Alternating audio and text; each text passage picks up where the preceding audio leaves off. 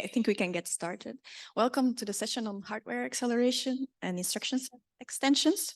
The first talk is given by Hao Cheng on RISC-V instruction set extensions for lightweight symmetric cryptography.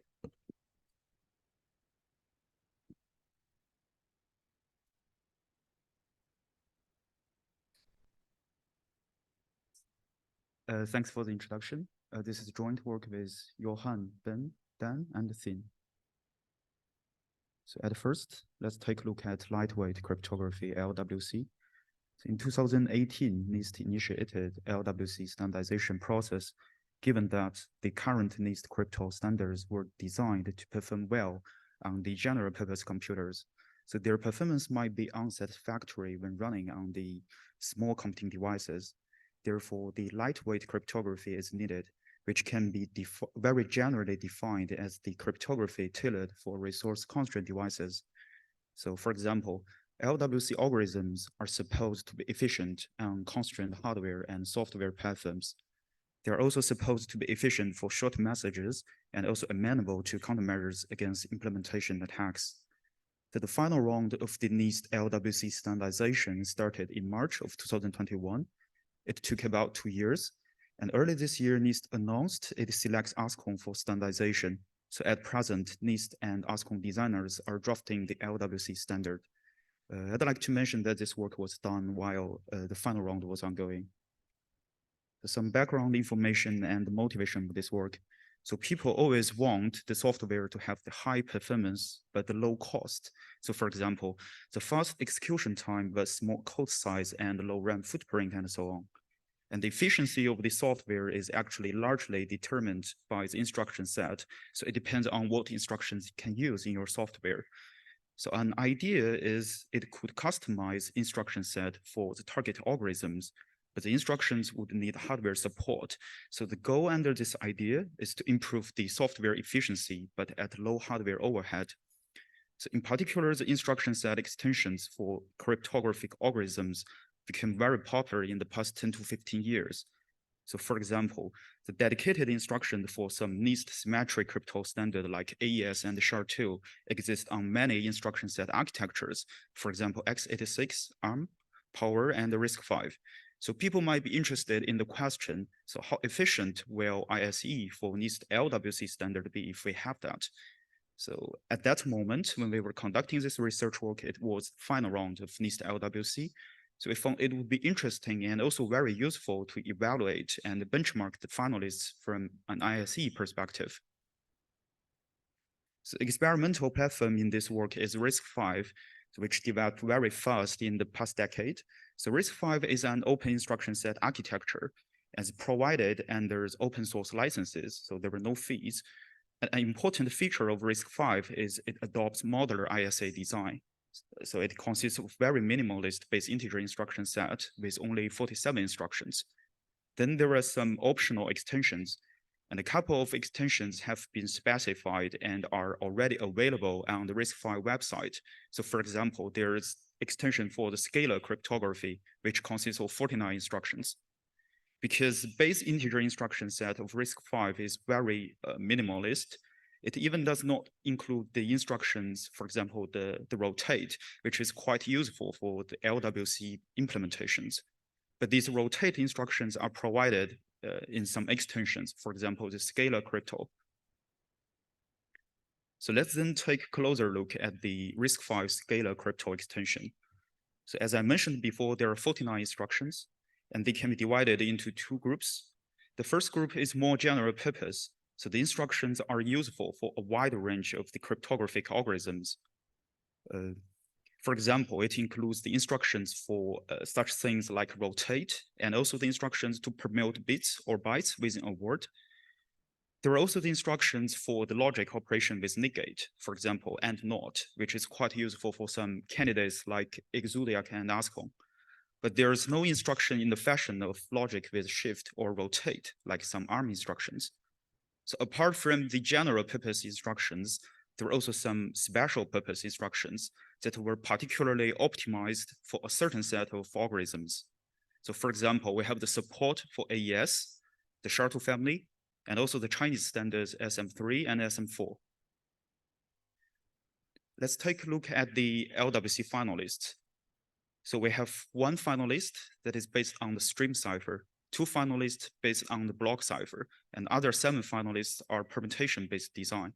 So in this work, we target AAD algorithms, and especially when we design the custom instructions, instead of the whole algorithm, we only consider the most performance critical functions, and we call them the kernels. And the kernels are always in the underlying primitives of the finalist. So here I list the information of the underlying primitive of each finalist. So in the case of Gran, it's the underlying stream cipher. So in the case of Gift and Romulus, it's the underlying block cipher or the tweakable block cipher. So for other finalists, it's the underlying permutation. So in general, when people design instructions for RISC-V, they should follow some design guidelines or rules. So here are our design guidelines. So the first design guideline is we obey the wider RISC-V design principles. So one of the most important points is the instruction encoding must have at most 2 source and 1 destination registers, because in this way, it is guaranteed that the instructions can be easily integrated into RISC-V calls. And another important point is the instruction length must be 32 bits. So for example, if one design an instruction using like many source registers and many destination registers, then that instruction would not fit into the length of 32-bit. Also, following the wider RISC-V design principles means it disallows some other valid approaches, for example, using a tightly coupled accelerator that processes the entire state. Another design guideline is the operands and the result must be read from and written to the general purpose registers. And also the instruction should not rely on the special purpose microarchitectural state, for example, the special internal register, caches, or some scratchpad memory, or anything like that. And another design guideline is the operation of the instruction should be possible to be executed in single clock cycle. Then we design and implement the custom instruction for each of the finalists. And here's our detailed design flow. So basically there are 7 steps. The first step is always to identify the kernel. Again, kernel is the most performance critical function in the algorithm, and in most cases, it's very easy to identify. The second step is then to implement the kernel in the assembly language using the base ISA. So the base ISA in this work is the popular general purpose RS32GC plus the 2 subsets of the scalar crypto extension, namely ZBKB, that is crypto bit manip instructions, and ZBKX, that is crypto crossbar instructions. The third step is then to design the custom instructions following the basic IC design guidelines that I explained on the last slide. Then we integrate the custom instructions into the toolchain. Then we do the hardware design and realization of the functional unit that actually implements these custom instructions and integrate it into the rocket core.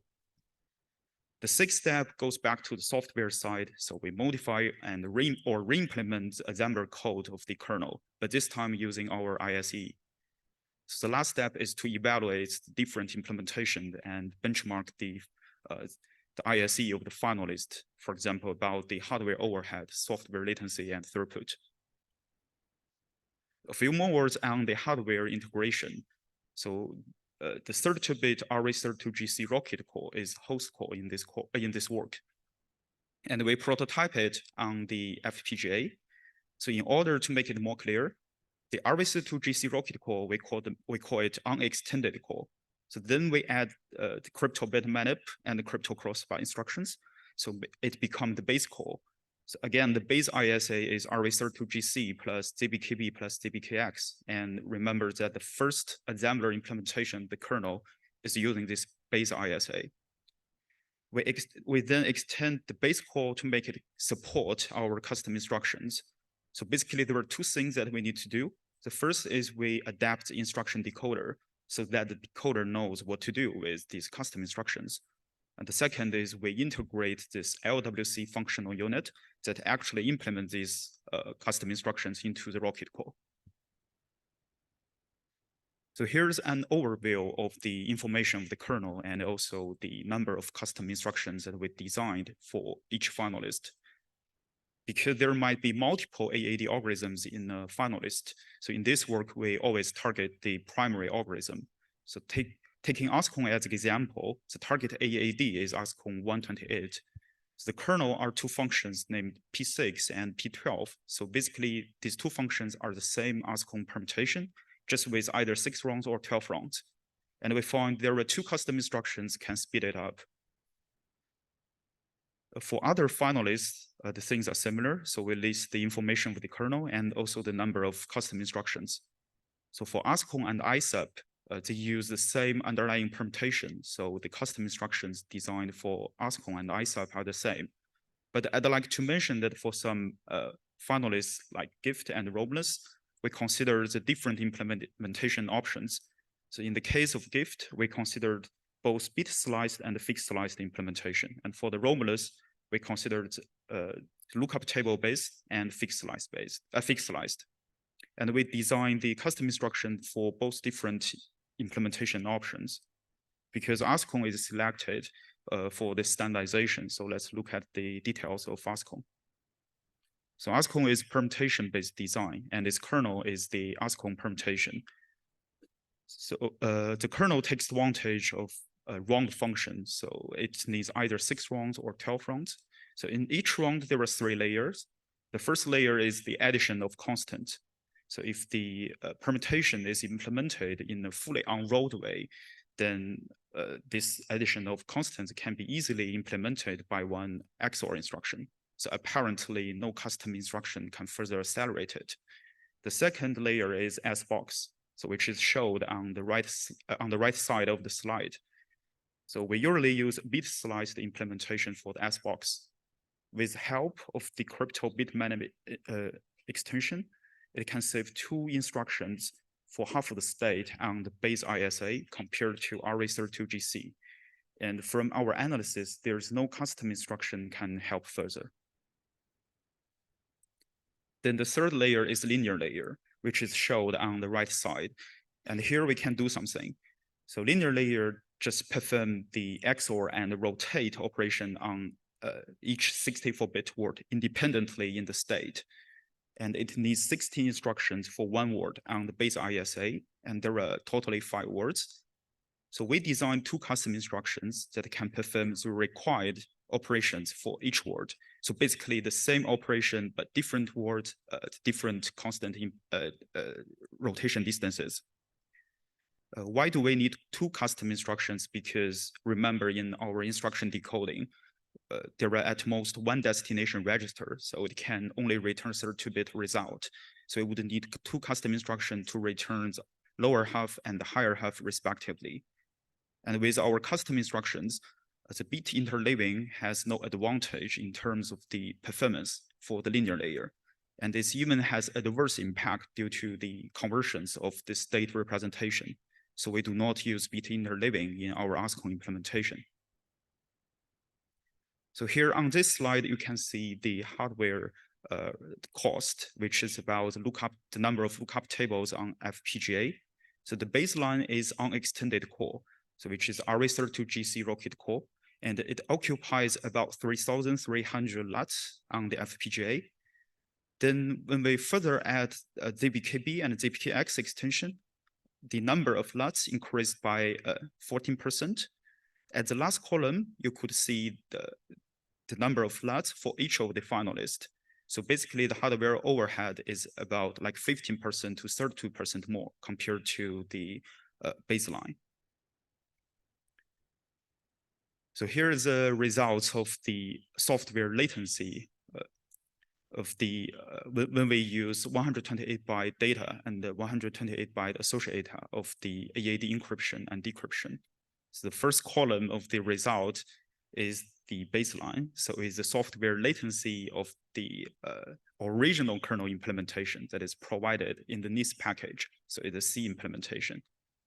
So the second column is the execution is a implementation using our replacement kernel implementation. So it's an optimized kernel. So optimized kernel is carefully optimized assembly code. So from here, we can see that only replacing the kernel already improved performance quite a lot. So taking Elephant as an example, so only replacing the kernel speed up things by a factor of almost 40. That's because Elephant only provides the reference code, so it's quite inefficient. And then the last column is the result of the implementation using our ISE, in addition to the bit manip and the crossbar. For some candidates, especially the hardware-oriented, the speed up factor by the instruction set extensions quite significant. For example, the Elephant, Photon, and Rollers. On the other hand, for some candidates that are already very fast in the software, for example, the Ascon, Sparkle, and Tiny Jumbo, they achieve a much smaller speed up. Then here is the result of the throughput when using our ISE. So we also include other operand lengths, for example, the 16-byte and 1024-byte. So from this graph, we could see that the software-oriented candidates, for example, Ascon, Sparkle, and Exuliac, they are still the fastest. And the hardware-oriented candidates, for example, Photon and Romulus, they achieve a significant speed up and they come close to the software-oriented candidates, but they are still a little bit slower. And one thing interesting is we also include the results of the AES GCM, and we use the instruction from the standard RISC-V crypto extension. And AES GCM is very competitive here. It has very good performance, and only Sparkle is able to outperform the AES GCM under our design guidelines and experiment setup. So at last, to summarize this work, so a main observation is it's sort of open if or how ISE-based approaches should be accommodated in the official platforms used to inform the standardization. Because currently NIST does not consider ISEs, for example, in the way of like defining a reference platform that could support the work on them, like what they did with the pure software. So maybe NIST should define a reference platform that could support work on ISEs, because ISE clearly impact the evaluation result, and after the standardization commonly appear on the instruction set architectures.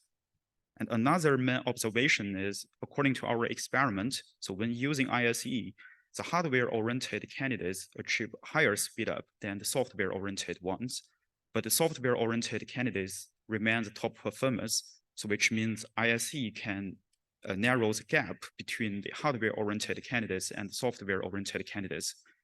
The source code of this work is publicly available on the GitHub. So if you have ideas or proposals for the better instruction set extension, then please get in touch with us. But don't forget to follow the same design guidelines. That's it. Thank you very much for your attention.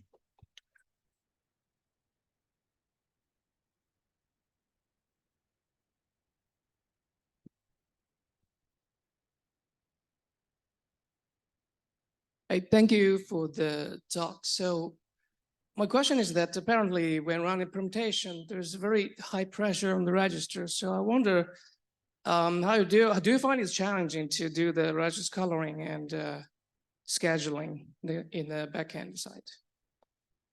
I mean, the backend of the compiler. So the register pressure of you mean the general purpose register, right? Yeah, yes, right. Because as you showed just now that the S box permutation, you naturally will load everything to the register and run them in parallel, right? And that it's quite a high pressure. So I wonder, do you find it challenging to add this scheduling in the back end of the compiler? Because the design guidelines in RISC-V is actually quite strict. So so when we design these custom instructions, I think it's not a very big challenge to use that. Sorry, I don't mean the pressure on the hardware. I mean the pressure. Well, yes, the pressure is on the hardware, but you need to put it that way. How you code how you use the instruction in software. You need some compiler which understand this, and do some scheduling and do those coloring and No, finally- you can basically just use this custom instruction as the already existing instruction. I don't think it will like increase some register pressure. So basically, I think in turn it will help you to release some register pressure when you use these custom instructions. But you mentioned that the ISC you proposed, they use the general purpose register, or did I miss anything? Sorry, I don't understand it clearly.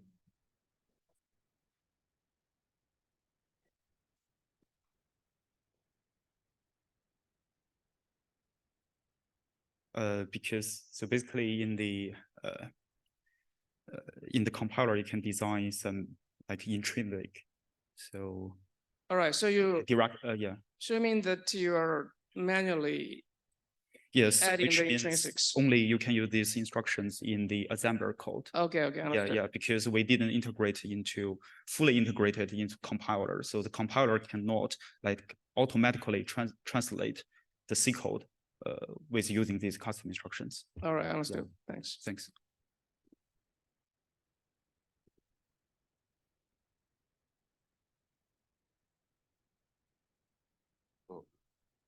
Thanks for your good presentation. And I have a question.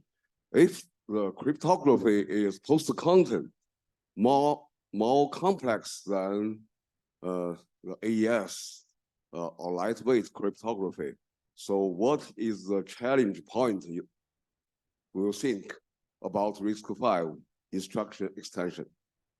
So you mean if we design the custom instruction for some relatively more complicated and complex crypto systems, then what is the challenge, right? Yeah, like PQC. Okay, so I think one challenge is because when using the ISE for the post-quantum crypto, so for example, we cannot the answer is like the speed up factor would be much smaller than the speed up for the symmetric crypto, because I think what it can do is like you accelerate some most performance critical operations in the PQC, like for example some lattice-based crypto, you would design the instruction for their polynomial multiplication. But I think when you design such instructions, so if you follow this relatively strict design guideline, you can basically only design instruction for like the register, there's a word-wise multiplication. So I personally think the speed up factor would be smaller. Oh, okay, thank you. So it's like I think around 2 or even below 2.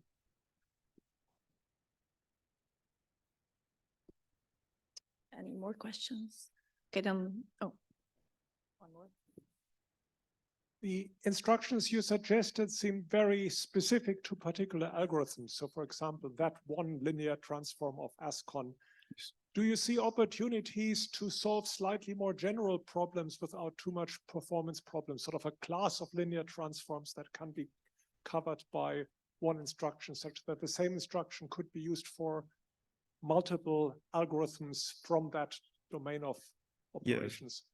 So the reason why we only design 2 custom instructions for the ASCON, I think, is because we follow this very strict design guidelines. So it would be helpful if we release, or if we like relax this design guidelines and we design instruction in the way of like XOR with a word, then with rotate, like some ARM instructions, then for sure it would be helpful for many candidates with the single instruction. So like we can design such instruction and it would be useful for ASCON and Exudayak, for some also Sparkle, some other candidates with only these kind of instructions. Yeah. Okay, let's thank the speaker again.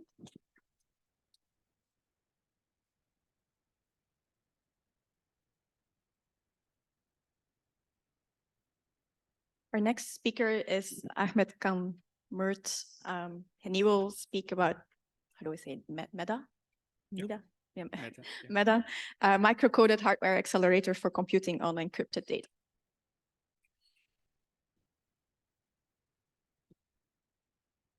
Okay. Hi, everyone. This is Ahmed. So yeah, I will present Meta. So micro-coded hardware accelerator for the compute on the encrypted data. It's a joint work between the Graz University of technology and the Samsung Advanced System of Technology. So here's the outline of my talk. I will start with the short motivation in the background, and then present the hardware accelerator we propose with some of the design methodologies we propose. Because of time, I cannot present. I wasn't able to include all of them. Then finally, I will talk about our results. So homomorphic encryption is already explained very well in the session in the morning. So, but here, basically what it does is enables computations on the encrypted data. And we have two parties. We have one client and one cloud who can do homomorphic computations. And the client wants to compute some the function on his data, but it is private data. So basically what it does, it's encrypted using homomorphic encryption. Sorry. And send it to the cloud. Cloud performs the computations homomorphically without learning anything about the data itself, and send it back to the client. And client can use this key to compute to get the evaluation results. So it is very also useful technology, enables secure computations of private data. But the challenge is that it's very expensive compared to the plain computations, 4 to 5 orders of magnitudes. So it's because of its constructions. It uses large polynomial arithmetic and also large integer arithmetic. And of course, on the top of that, the ciphertext for the data to use during the computations are very large. And here's a visualization of this. For example, if you look at the PQC schemes, lattice-based PQC schemes, which are using the similar polynomial constructions, they are using much smaller parameters compared to the FHE. If you look at the FHE, it starts from 2 to the power, polynomial degree starting from 2 to the power 12 to it's going up to 2 to the power 16 or 17. And for the size of the coefficients of these polynomials, it can be as large as can be at least 200 bits to can be more than 1,000 bits. And if you want to implement more complex computations, then of course you have to increase your parameter set, which will increase the complexity of the whole application. And of course there are some algorithmic tricks who can basically improve this complexity. For example, to ease the polynomial multiplication, what they use the number theoretic transform, which reduce the complexity of the multiplication from n squared to n log n. And also what they use the residue number system. So instead of using one large like a big prime, so they use a product of smaller primes. In that way, first they reduce the size of the individual computations. On the top of that, they can parallelize these computations. Okay, so there are different schemes, of course. We can do the homomorphic computations. So CHES is one of them. And CHES is very useful because it enables computations on the real numbers. And in this work, we target the RNS CHES scheme. And here's one visualization of a CHES ciphertext. So each ciphertext consists of 2 components. And each component has basically that many polynomials. So here, the box is one polynomial of degree n-1.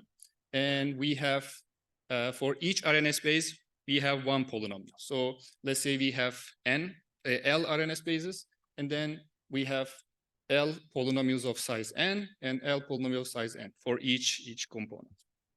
And if you look at the homomorphic operations, we have 2L additions. And for the multiplication, for example, we have 4L multiplications. And we have much more complex operations like relinearization. And it requires some base conversion and the multiplications. Of course, here's the complexity is L squared. And when I say the base conversion, what I mean is that like a bunch of entity operations and changing the, so it should be inverse entity operation, changing the base, and finally performing another entity operation.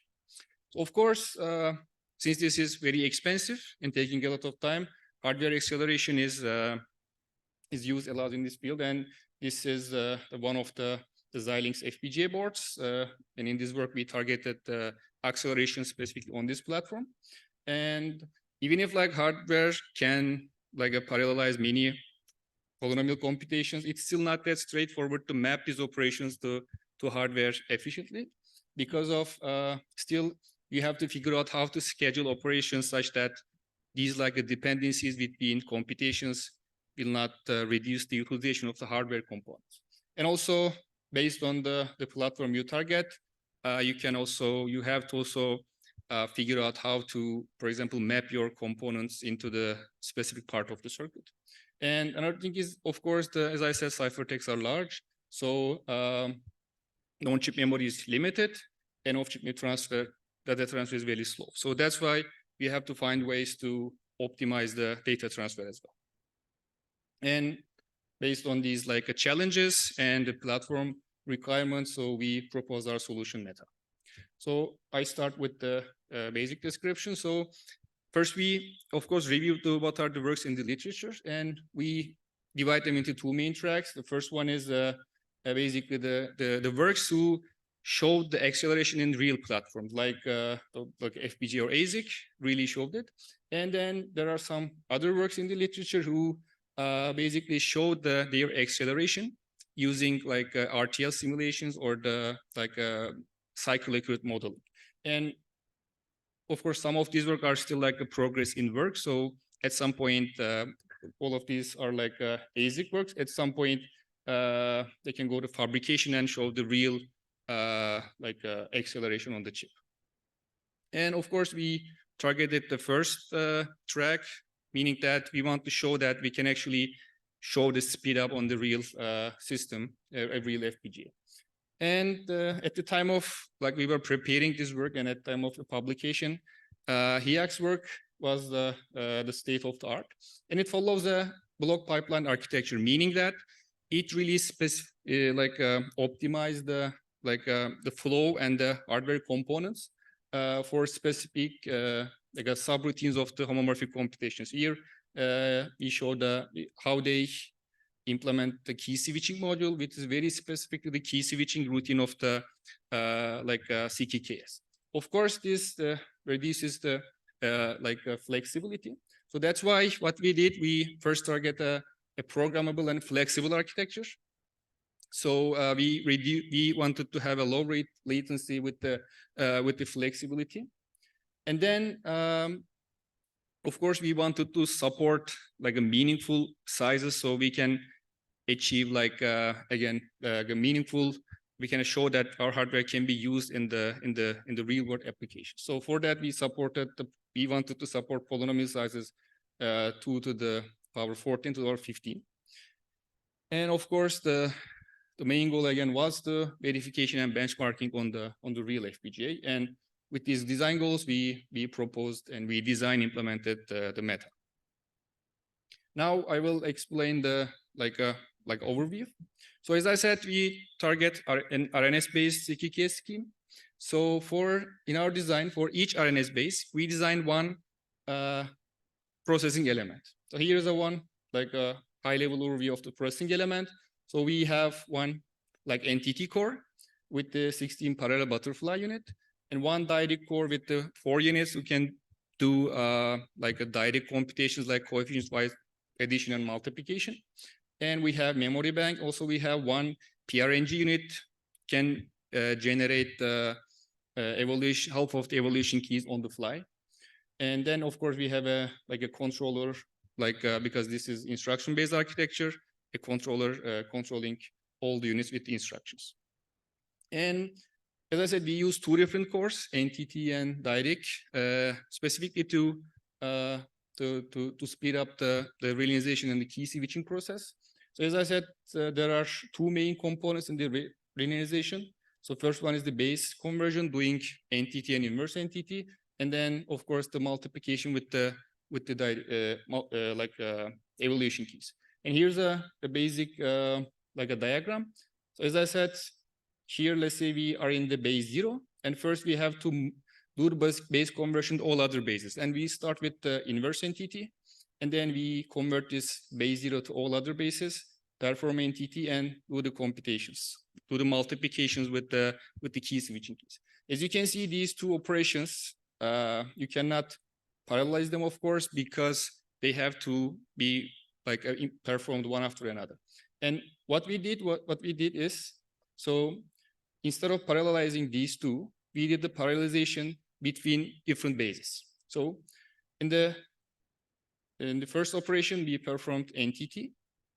And then the second, we performed the key switching for this base while performing NTT for the next base.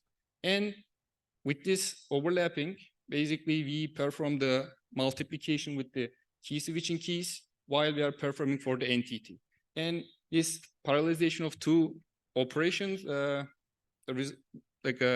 reduce the cycle count significantly. And on the top of this, of course, we applied some like low-level optimizations. As I said, one of them was to use PRNG to reduce the memory computation, the memory requirement. Also, we utilize the leftover bits in the URAM and BRAM. As an example, URAM in the Xilinx FPGA can, each address can store that many bits, and then the same for the BRAM. And we use specifically RNS bases with this size. Meaning that actually, if we can store coefficients efficiently, we can reduce the size of we can reduce the memory consumption.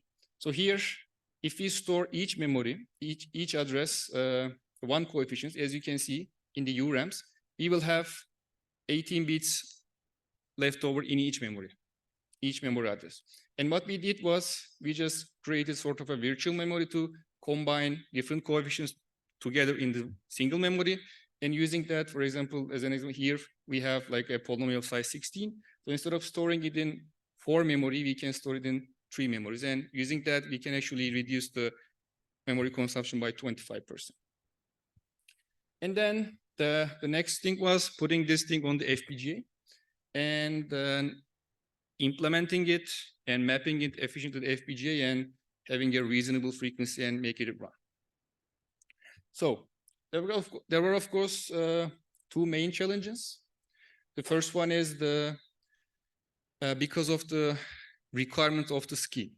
So we said that for each RNS base, we implemented one processing element, what we called RPAW. And of course, each processing element stored its own residual polynomials. And as I said, during the key switching operations, so these polynomials has to exchange because we have to do base conversion, meaning that a polynomial in the base 0 eventually end up in the base 1 or base 2, etc. And that's why, since each processing element keeps its own residual polynomials, meaning that we have to do some exchange of polynomials between different processing elements. So here is the visualization of this. So let's say we have a residual polynomial here.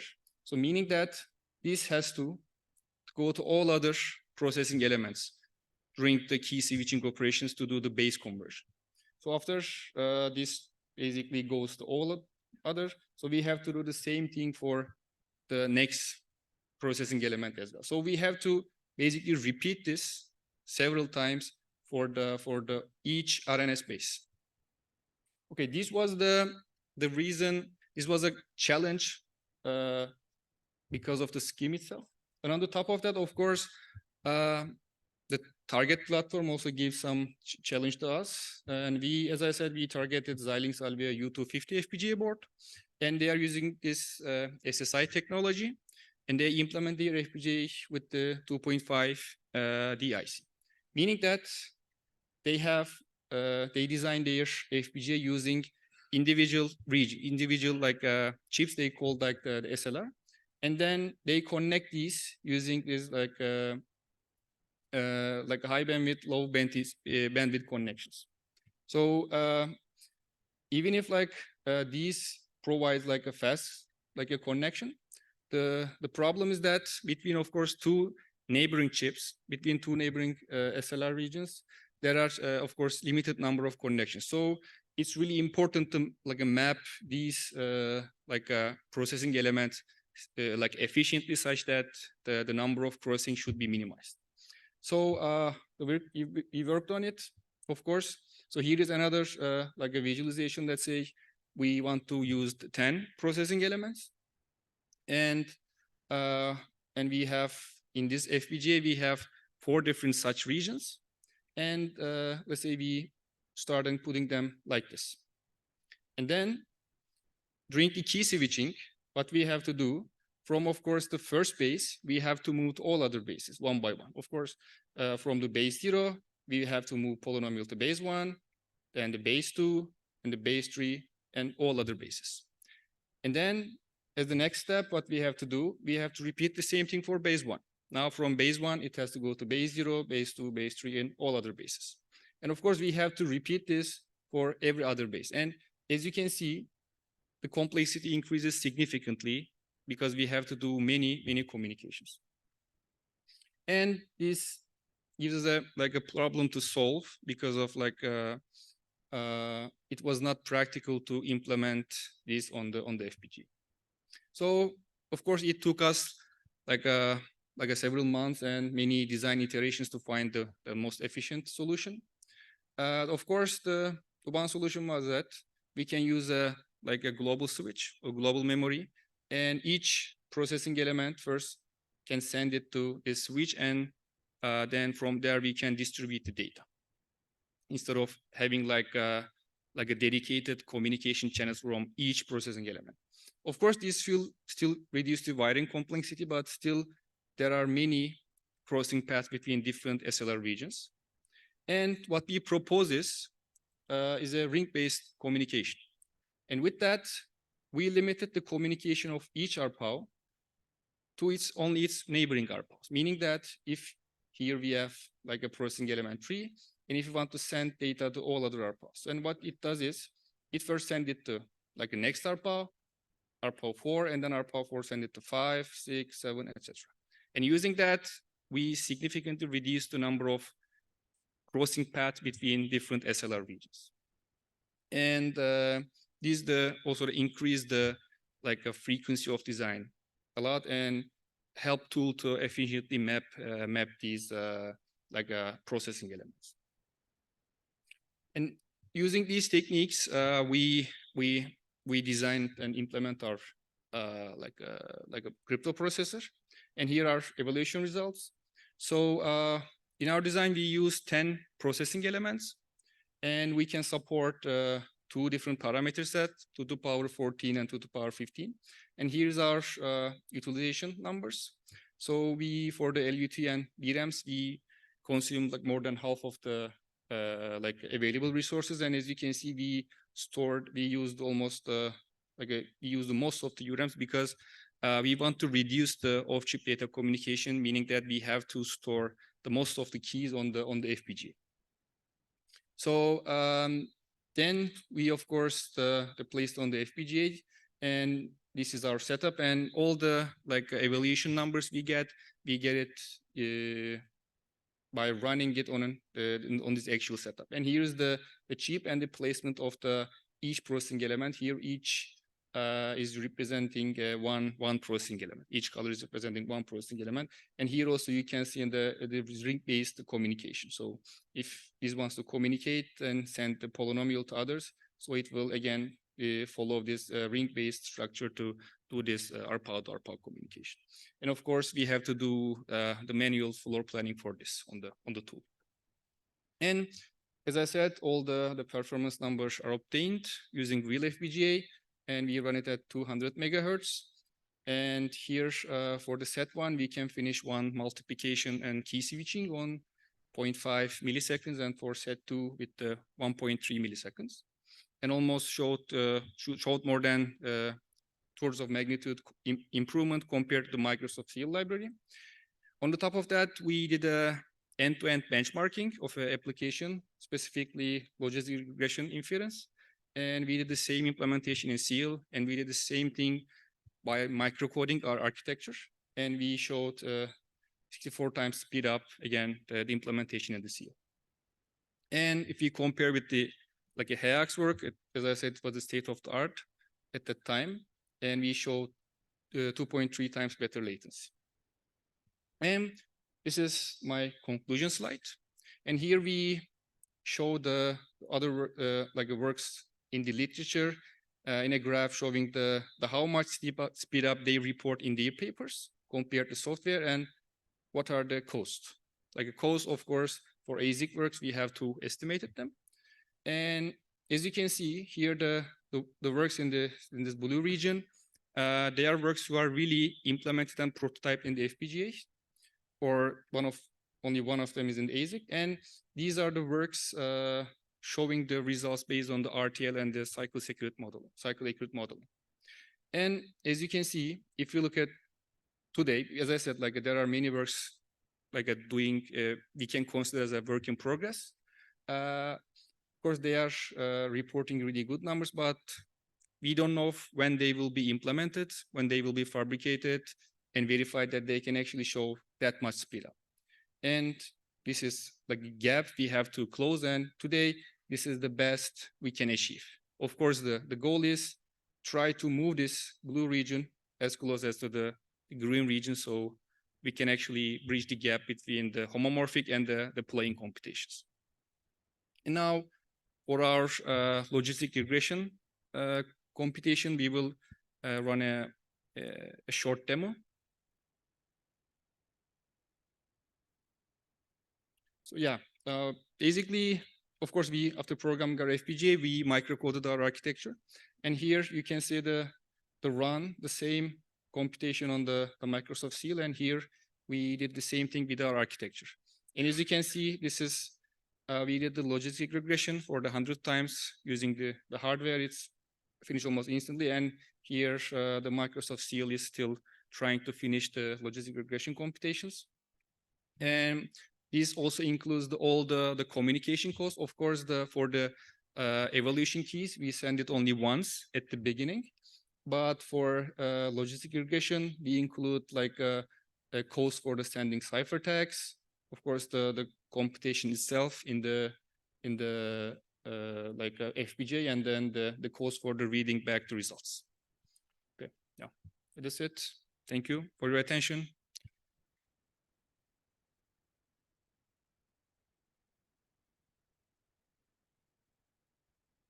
Questions?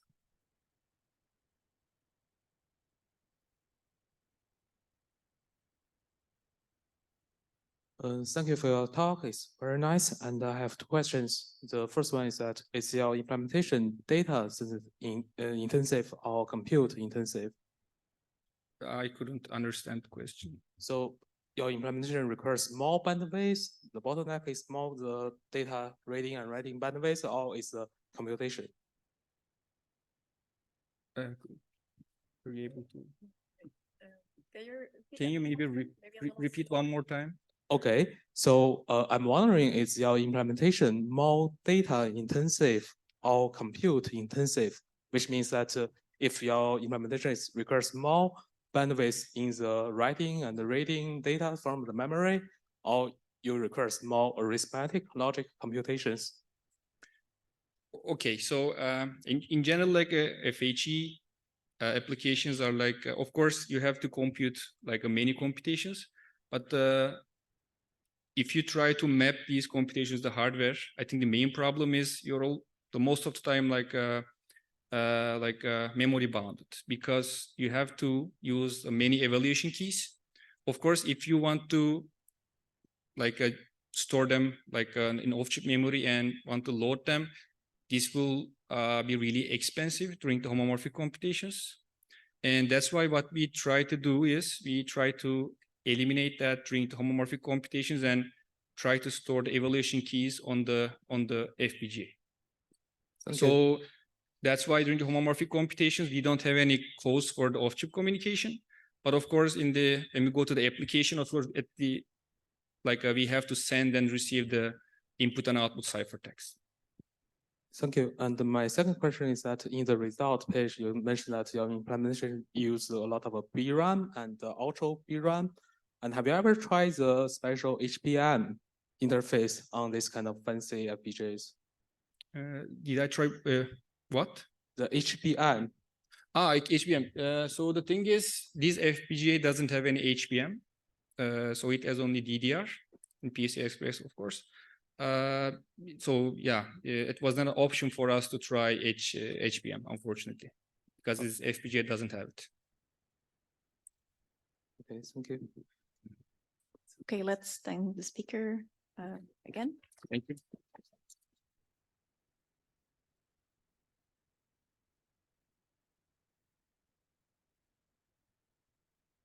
And then our last talk is, we will have two speakers, Robin Gele and Michiel van Beirendonk, and they will talk about Basilisk, programmable hardware accelerator for BGP fully homomorphic encryption. Okay, yeah, thank you, Elke, for the introduction. Together with Robin, I will be presenting Basilisk. Both of us are part of a team at CHES Leuven. This was a large project with joint authors from Galwa and from Niobium Microsystems.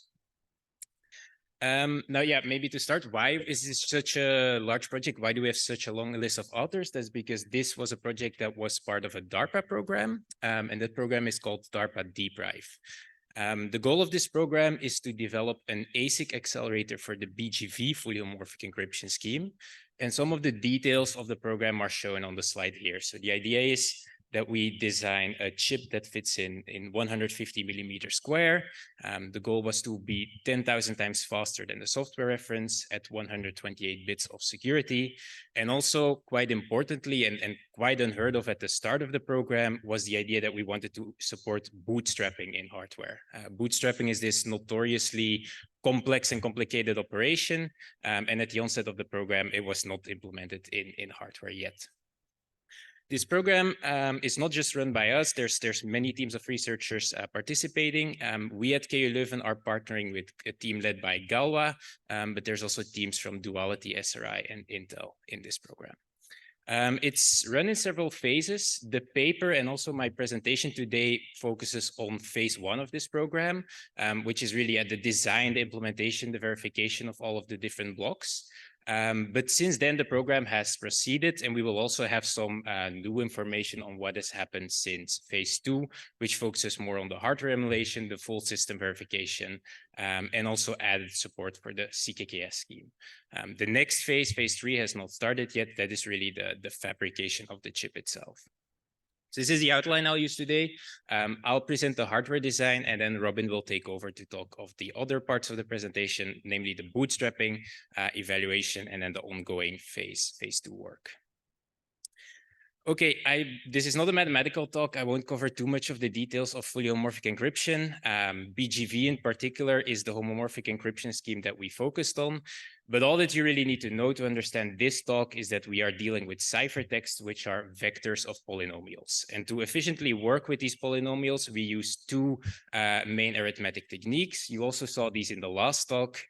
Firstly, when we do polynomial multiplication, we use the number theoretic transform, which is the finite field equivalent of the fast Fourier transform. And then when we work with these large integers, these polynomials, they consist of the coefficients have very large integers. We break them down using a residue number system. This is based on the Chinese remainder theorem. In particular, we use 32 bits for these residues. They are also of a special form, which we can use to optimize our multipliers. And that's something that Robin will also tell something about later. Now, the idea for the chip is that we really support all operations in the BGP homomorphic encryption scheme, which are your basic homomorphic operations like ciphertext addition, multiplication. There are also auxiliary homomorphic operations. Those are the ones that deal with the noise in the ciphertext, like modulo switching, key switching, and then especially also the bootstrapping operation, which is the operation that will reset the noise in the ciphertext, and which is what we need to really do fully homomorphic encryption, where we can have unbounded computation. All right, also to give you a quick idea of some of the parameter sets we're dealing with here, in Basilisk, we really support a range of parameter sets. The largest one we support is shown in the example on the right, but the main important numbers are maybe on the bottom of the slide. We're really dealing with large ciphertexts here, which are up to megabytes in size. These polynomials, they are up to 64,000 coefficients long, and each of these coefficients can be 1,700 bits in size, which is why we really need these two arithmetic techniques, the number theoretic transform and the RNS residue number system. All right, I will just give you top down what our design looks like. So Basilisk is an accelerator chip that comes on a PCIe board. On this board, we have a lot of off-chip memory sitting as well. And yeah, this comes with a PCIe interface, so you can slot this into a server and communicate with a host CPU. Then filling in the details, at the highest level, what we talk about is called the Basilisk ASIC. Here you basically see the interfaces to communicate with everything that sits off chip. The interfaces to talk to the DDR, the interfaces to talk to the PCIe, to the host CPU. And then there is also, for example, here a small RISC-V CPU that configures everything at boot up. One level further down, we talk about the Basilisk FHE accelerator. One of the main important elements that sits on here is what we call the CTB. That's a ciphertext buffer. That's our main on-chip memory. So we have 64 megabytes of on-chip memory, and that is where we're really storing the working data set. So the data we're really computing and keeping on chip. Apart from that, at the accelerator level, there's basically the interfaces to get the data from the off-chip to the on-chip CTB. Then at the lowest level are our arithmetic units, the PEs, or the processing elements, we call them. And we have 3 of those. We have a multiply accumulate unit, we have a permutation unit, and we have an entity unit for the number theoretic transform. And in the remainder of my part, those are what I'll focus on now. Those are really the main workhorse of our accelerator that accelerate the arithmetic in the FHE schemes. So I will start with the NTT-PE, and what we use in Basilisk is really a very high throughput, high radix NTT unit. And on the slide here, you can see what this looks like for radix 4, so with 4 inputs, 4 outputs. But what we use is sort of a scaled up version of this, where we support radix 256. So our unit has 256 inputs, 256 outputs, and that really enables massive NTT throughput. We can compute a full 64,000 NTT with 2 passes through this unit. And yeah, collectively, this really enables super high throughputs that we need from this NTT unit. There's 3 things that I further want to mention that are important and new about our unit. First, we have a bespoke twiddle factor factory unit. This is the unit that generates these twiddle factors for us that you need in the NTT. Those are these omegas that come in there. But I won't cover this today. I'll defer you to the paper to read the details of that one. The second one is that we really optimize the multipliers in our NTT, and this in itself had been done before, but what is new in Basilisk is that we also use those in our multiply accumulate units. And to do so, we had to make some changes to BGV, which Robin will detail later. What I will cover in more detail and what we also used in Basilisk is known as a conflict-free data layout. So that's what I will cover now. So this NTT algorithm that does the NTT in 2 passes, the details of it are not super important. And I also won't be able to cover all of those today. But the main thing you need to know is that you can visualize this as doing the NTT in first a column-wise fashion and then a row-wise fashion. So we do 2 passes of the NTT, first one column-wise, second one row-wise. And those of you familiar with NTT design might know that the layout of the data, how we store the data in memory, is very important here. The first and naive data layout we could consider is where we store the data like this. It's a data layout where we store the first 4 elements in bank 0, then bank 1, bank 2, bank 3. This works well for our first NTT pass, so the column-wise pass, because all of the data is sitting in different banks and we can all access it in parallel. But for the row-wise pass, the second pass, we have a problem. All the data is sitting in the same bank, and we will need a lot of time to read all of it out. Especially, this is here showing a 16-point NTT. We are really dealing with 64,000 points, so it's much, much larger than shown on the slide here. So what we use is known as a conflict-free data layout, which is shown here on the right. So the data is stored here in a shuffled order. And the main thing you should see here is that whenever we read out a column or a row, we're always reading 4 different colors here. So we always read data from different banks, and we can access all of that in parallel. Now, there's one complication, and that is that when we read out the data, we get it in bank order. So when we read out from bank 0, we get the blue element. From bank 1, we get the orange element, and so forth. And this is not really the order that the accelerator would expect. What we expect is to have x1, 5, 9, 13, the data at stride 4 in natural order. So how do we go from the bank order to the natural order? For this, we use a permutation unit, and this is the permutation PE. Now, there's one thing we did additionally in the Basilisk accelerator, and that is, so the permutation unit needs to implement these permutations to support the conflict-free data layout. But what we additionally did is we generalized this. So we implemented slightly more general permutations than just the conflict-free ones. Why did we do this? Well, BGV has this additional operation, automorphisms that we need to compute, and doing so with this slightly generalized unit, we can do that with the exact same hardware. So this same hardware now serves to both compute the conflict-free data layout permutations as well as the automorphism permutations. Okay, that covers the permutation PE and the NTT PE. I won't cover the MAC PE in today's presentation. What I'll just say is that Robin will tell you how we use the optimized multipliers in there. I have one slide here showing the floor plan of Basilisk with all of the different units. You can see here, yeah, the NTT PE is sitting on the right here. You have your interfaces, DDR and PCIe. And the whole gray thing in the middle, that is the ciphertext buffer. So really a lot of this chip is memory. And what is also particular is that really interleaved within this memory, we place the permutation PE and the MAC PE. So these units are really sitting interleaved in the memory to sort of simplify routing there. Also, maybe what's funny to see on this slide is for scale, the RISC-V CPU is this small, tiny square there in the bottom that might give you an idea of the scale of this thing. Okay, with that, I'll hand over to Robin, who will present the rest of our talk.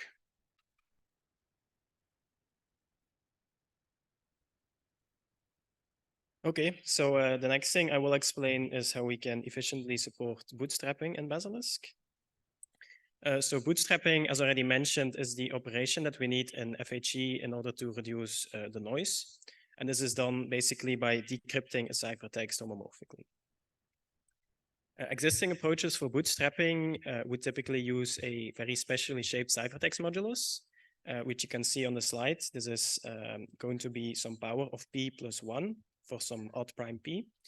And on top of that, there will also be some exact division operation by a power of p. However, in Basilisk, this is quite problematic. And the reason is that we would like to apply the standard hardware optimization of restricting all Montgomery multipliers to so-called entity-friendly primes. So this is the optimization that Michiel mentioned earlier. However, if you look closer to the shape of Q and P to the K on this slide, then you will see that these two are not in this entity-friendly shape. So this is problematic. To solve this, we propose a new variant of bootstrapping that can be directly executed with entity-friendly primes exclusively. And the main idea here is to generalize the shape of the ciphertext modulus. So as you can see, there is an additional factor of U present here. And this will create sufficient leeway to take Q directly as an entity-friendly prime. And there will also be no exact division operation in our improved bootstrapping. So how does it work? Well, remember that bootstrapping is basically just homomorphic decryption. And also our entity-friendly bootstrapping will crucially rely on a simplified variant of the decryption function. For the rest of this slide, I will explain from a very high level how this simplified decryption works. So suppose we start from a ciphertext. This is shown on the figure here. In BGV, this means that the message will be encoded in the least significant bits of the ciphertext. This is the green box. And the noise will be encoded in the most significant bits. This is the yellow box. In the first step of decryption, we will multiply the ciphertext by some power of p. And this will scale up both the noise and the message by the same factor. Then in the next step, we will compute the linear part of decryption as usually done in lattice-based schemes. However, this will cause certain overflows modulo the ciphertext modulus Q. And these overflows will occur in the most significant bits shown in red. Then in the next step, we will reduce the result mod p to the e. And we can show that this causes the overflows to come down from the most significant bits into the least significant bits. And then finally, we extract a message from this, which is done via a coefficient-wise scale and round procedure. In the paper, we give some more details. So there we explain how this method can be generalized to any arbitrary queue. We explain how to deal with the so-called correction factor in the same way that BGV is implemented in the HELib software library. And we explain how this method can be directly instantiated inside a residue number system. Okay, that was it for the bootstrapping part. I will now explain our software tool chain. So first tool that we have is our compiler, which can translate high-level FHE programs into our own dedicated instruction set. And to manage complexity, this compiler and instruction set work at different levels of abstraction. First, there is the macro level of our set, and this is basically the highest level that a programmer would work at. And here we talk about operations like, for example, a key switching or a bootstrapping operation. One level lower, there are the mid-level instructions, which represent operations on individual residue polynomials. So indeed, as you can see here on the slide, we filter out one residue polynomial from our ciphertext, which is the green part here. So this is basically one polynomial that is defined modulo one of our primes from the modulus chain. And operations at this level could be, for example, an entity operation or a component-wise add or multiply. Then at the very lowest level, we have our micro instructions, which are operations on even smaller chunks of data.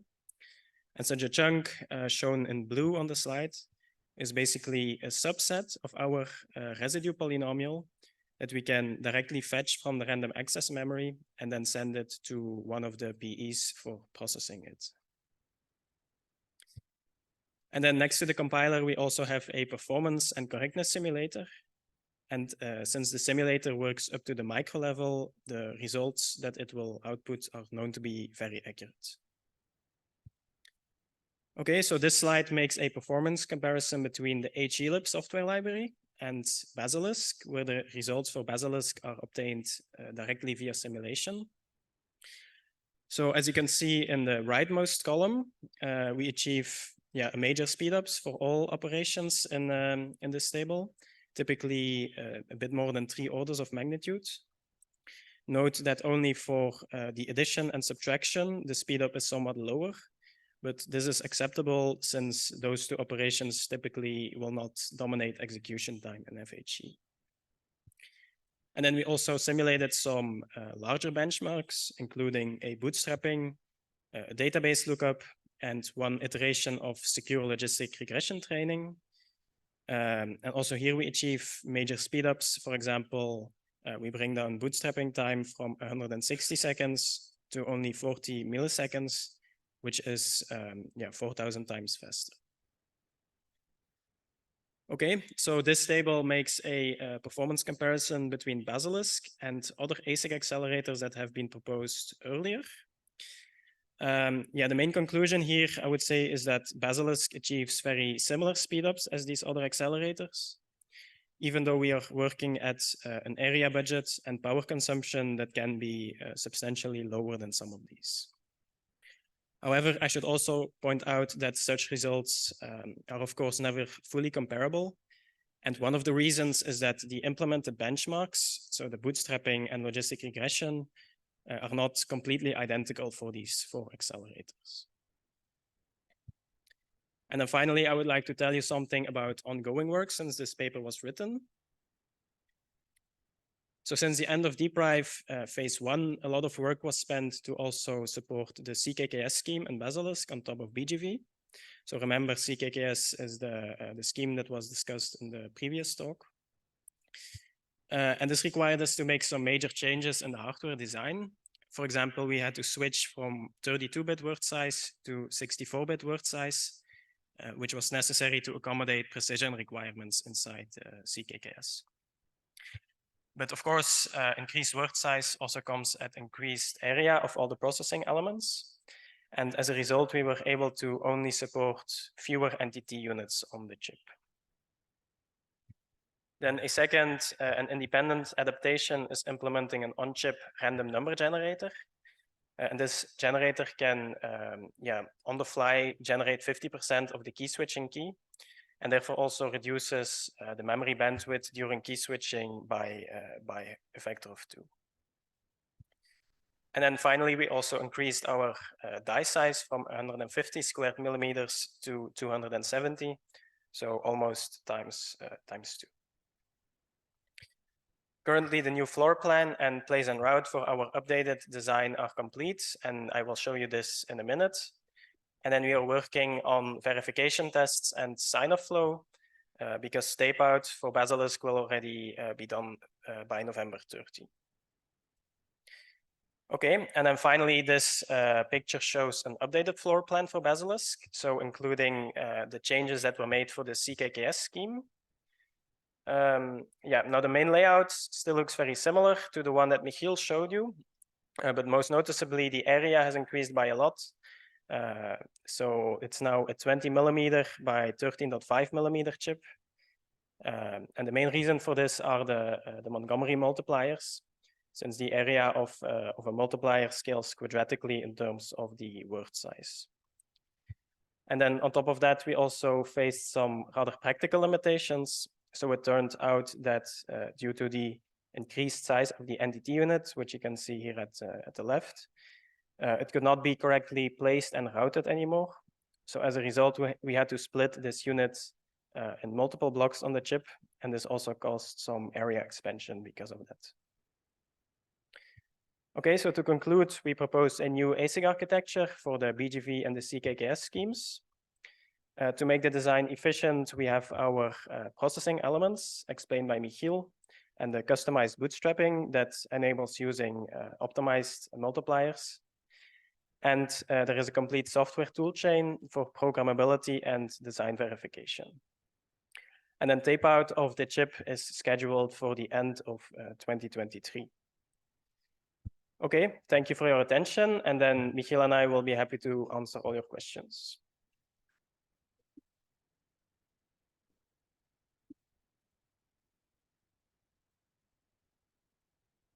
Thank you for your talk. I'm a bit curious about the hardware aspect of RNS-based entity and data movement-based entity. With data movement, I mean Schoenhager and Nussbaumer fast Fourier transformations, where tutor factors are actually encoded as data movement and negations. What is the hardware aspect in terms of, I don't know, design or memory trade-off between multiplying by actual constants and data movement? Okay, so if I understand correctly, you're asking about the different ways to move and generate these twiddle factors inside the NTD, right?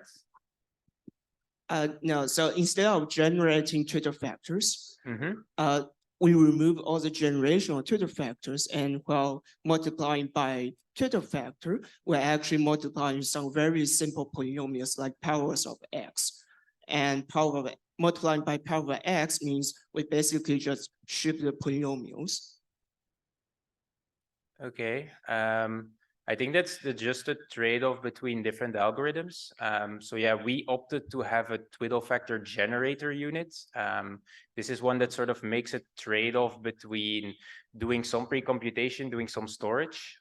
Typically, yeah, for the twiddle factors, you have this whole trade-off space of either computing them on the fly or storing them in advance.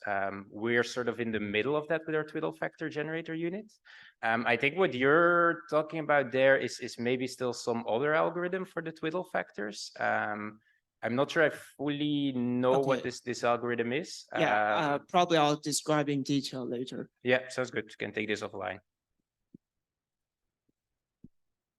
Any other questions? No. Okay, then let's thank the speakers. And